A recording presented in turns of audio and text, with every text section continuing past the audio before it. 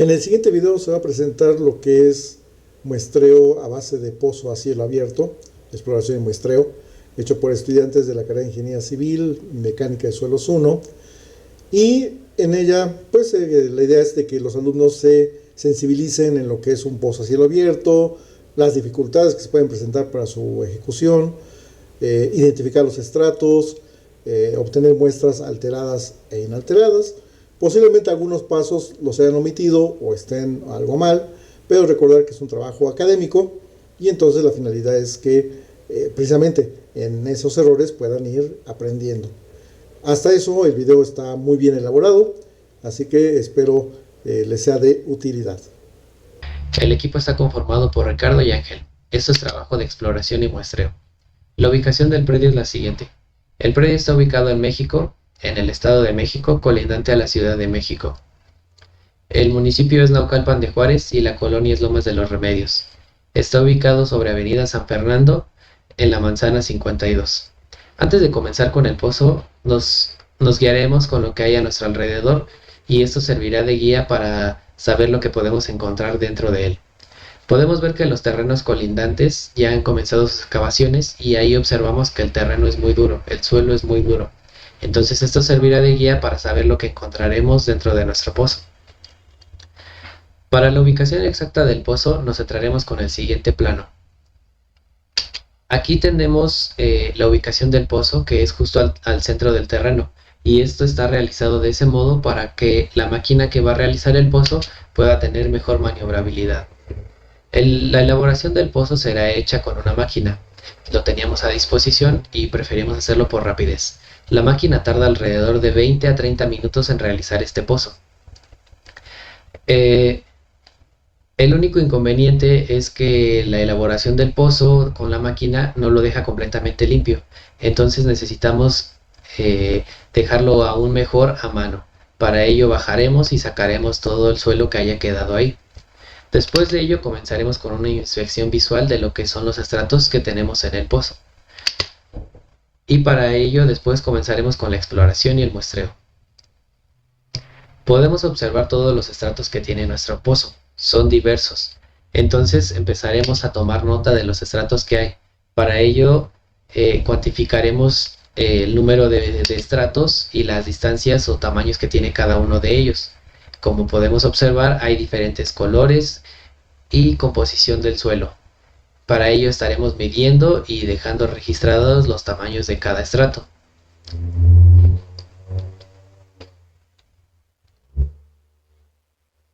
Finalmente comenzaremos con lo que es la recolección de las muestras. Para ello comenzaremos a tomar muestras de cada estrato y esta será depositada en bolsas plásticas. Estas bolsas serán numeradas en el pozo para tener una mayor rapidez y posteriormente en la parte de arriba se tienen las etiquetas que anteriormente se fueron formando. Estas serán integradas en una bolsa extra que será agregada a las muestras. Para la muestra inalterada comenzaremos o lo haremos en la parte más profunda del pozo. Comenzaremos a romper por los lados del suelo para así obtener un cubo.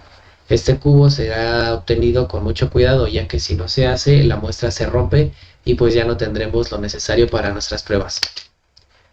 Para el buen cuidado de esta muestra o el resguardo de ella, se utilizará brea más parafina.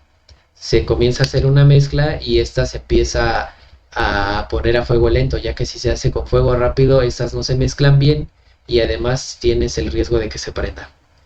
Una vez que se ha hecho la mezcla, comienza a ponerse sobre la muestra inalterada, esto con ayuda de una brocha. Una vez que ya ha sido completamente llena de brea más parafina, la muestra está lista. Nosotros la envolvimos en un leplayo para preservar mejor sus características. Finalmente el pozo es rellenado, ya que así dejaremos el predio tal cual como lo encontramos. Una vez que terminamos, el pozo queda de este modo y el predio queda totalmente como lo hallamos. Seguido de ello, llegamos a lo que se conoce como el cuarto húmedo, que es un cuarto con humedad y temperatura controlada para no afectar nuestras muestras. Ellas pueden permanecer ahí y no van a sufrir ninguna alteración. Obviamente las pruebas se deben de hacer lo más rápido posible, pero estando aquí tenemos seguridad de que ellas no serán alteradas. Pruebas de laboratorio. Comenzaremos con contenido de humedad. Para ello vamos a utilizar cápsulas, utilizaremos una báscula y un horno. Comenzaremos pesando individualmente cada cápsula. Seguido de ello vamos a pesar el peso de la cápsula más el suelo en estado natural. Después de recolectar estos datos, el suelo pasa al horno, en donde se quedará por 24 horas. Una vez que ha pasado este tiempo, se sacan las muestras y empezamos a tomar nota de los pesos que se tienen. En estas tablas podemos ver los datos que ya hemos dicho y están registrados, y adicional a ello contamos con dos columnas nuevas, que es el peso del agua y el peso de los suelos o los sólidos. Después de ello vamos a hacer una simple división y de ello obtendremos el contenido de humedad en porcentaje. Para ello al resultado solamente hay que multiplicarlo por 100. Podemos ver que el contenido de humedad está en las cuadros verdes, y esos son los resultados para los 5 principales estratos. Adicional a ello tenemos un cálculo independiente para la muestra cúbica, que son 3 pruebas en donde después de ello se sumará los porcentajes y se promediará, que es dividirlo entre 3, y vemos que el contenido de humedad es del 31%. La siguiente prueba es granulometría.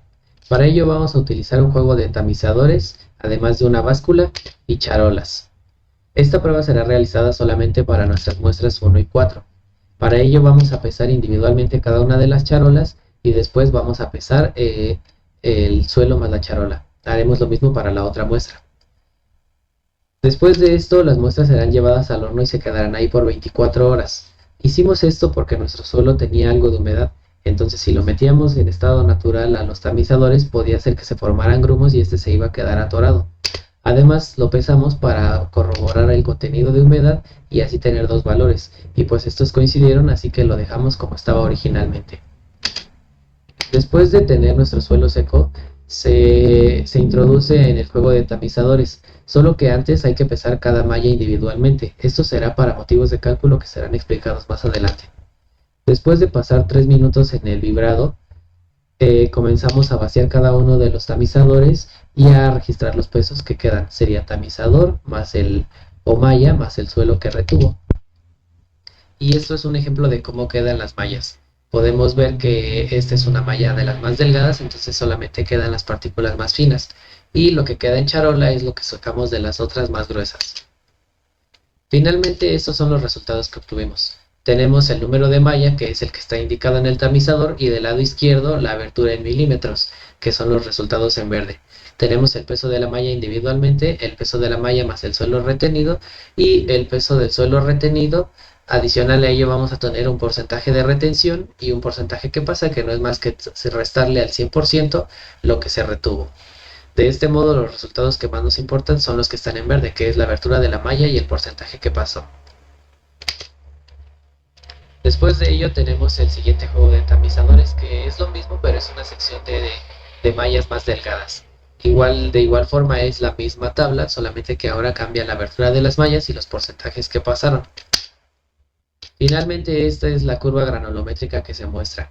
En este caso tenemos una curva que nos indica los siguientes resultados. Tenemos un porcentaje de gravas del 35%, uno de arenas del 56% y otro de finos del 7%.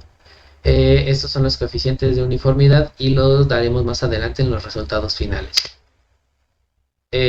Son las mismas pruebas para el siguiente, que es la número 4, y estos son sus resultados. Esta es su curva granulométrica y los resultados finales. Podemos observar que es un 2.85% de gravas, un 91% de arenas y un 5% de finos. La siguiente prueba que vamos a realizar es peso específico.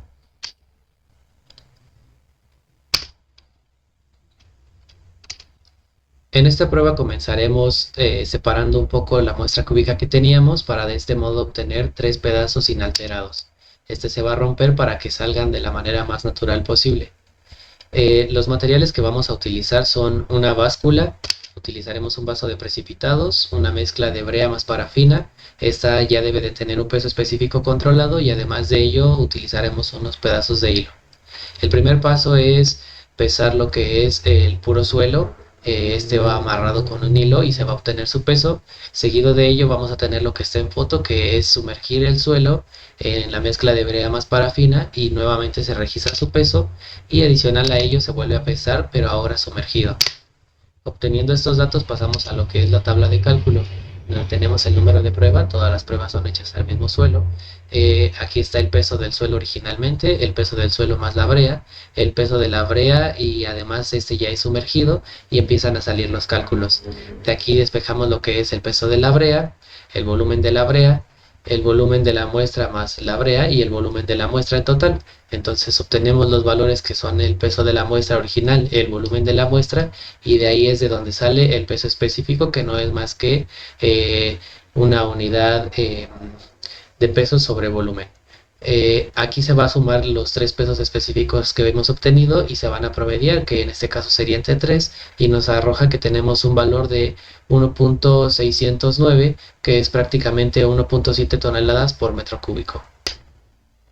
Finalmente tenemos clasificación. En este caso vamos a comenzar por descartar algunos, como por ejemplo el estrato 3 es turba.